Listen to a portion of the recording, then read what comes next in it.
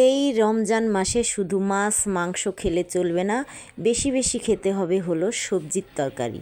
তাই আমিও কেটে নিয়েছি অনেকগুলো সবজি ও ট্যাংরা মাছ, পালং শাক, আর এগুলো দিয়েই আজকে আমি রান্না করব রোজার রান্না। রোজার মাসে শরীরটাকে সতেজ রাখার জন্য অবশ্যই আমাদের সবাইকে বেশি বেশি সবজি খেতে হবে, আর সবজিটা হতে হবে হালকা হালকা ঝোলের তরকারি, তাহলে তো আরও ভালো। আর এই সবজির ঝোল মাছ দিয়ে রান্না করাটা কী যে ঝামেলার, একটু সবাই দেখে নিন। যারা বুঝবেন তারা বলবেন যে অবশ্যই ঝামেলার কি না। সবজির ঝোল করা সত্যি আমার কাছে ভীষণ ঝামেলার লাগে।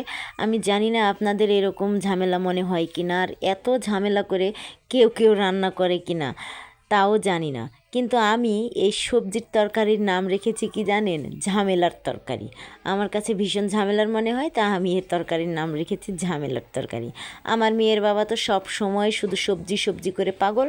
সবজির তরকারি ওর জন্য রান্না করতেই হবে, তো সবজি হতে হবে হালকা ঝোল, আর মাছ তো থাকতেই হবে। মাছ ছাড়া সবজির তরকারি ওর জন্য রান্না করাই যায় না।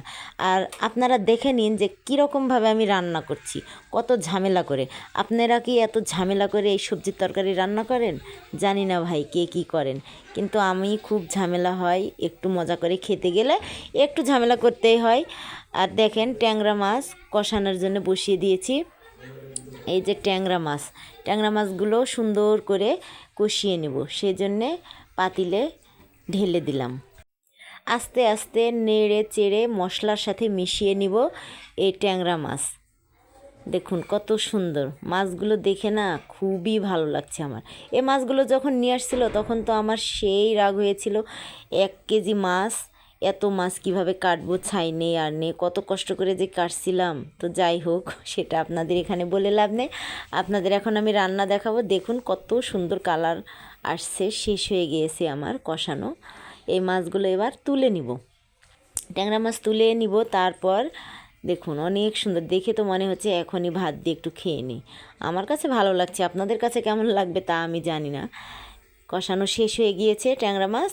এইবার এই পাতিলের মধ্যে দেখেন কিভাবে আমি সব সবজিগুলো ঢেলে দিব। এই যে কাটা সবজিগুলো, কপি, ফুলকপি ছিল, আর হচ্ছে আলু দিয়ে দিয়েছি, কাঁচা মরিচ, পেঁয়াজ কুচি, আর একটু করে মশলাও কিন্তু দিয়ে দিলাম, কারণ মাছের মধ্যে যে মশলা দিয়েছিলাম সেটা শুধু মাছ কষানোর পরিমাণে দিয়েছিলাম। আর এখন দিয়ে দিলাম সব মশলা হালকা হালকা করে একটু দিয়ে সুন্দর করে নাড়াচাড়া করে মিশিয়ে হালকা একটু পানি দিয়ে আবার এই সবজিগুলো কষানোর জন্যে ঢেকে দিব।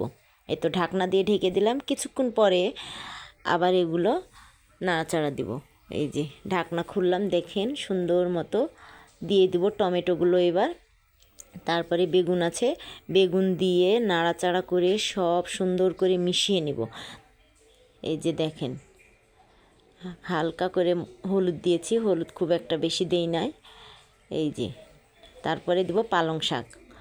মাঝখানে কিন্তু ঢাকনা দিয়ে একটু ঢেকে দিয়েছিলাম, তারপরে পালং শাক দিচ্ছি। এই যে পালং শাকটা কষানো শেষ, সব কিছু তরকারি কিন্তু কষানো শেষ হয়ে গিয়েছে, ঝোলটা অনেক কমে এসেছে। বলকের উপরে এবার ট্যাংরা মাছগুলো দিয়ে দিব, কষানো ট্যাংরা মাছ খুব সুন্দর করে আস্তে আস্তে দিয়ে নাড়াচাড়া করে মিশিয়ে আর একবার ঢাকনা দিয়ে ঢেকে দিব। তারপরে হয়ে যাবে আমার মজার রান্না শেষ। অনেক মজা লাগে এইভাবে খেতে।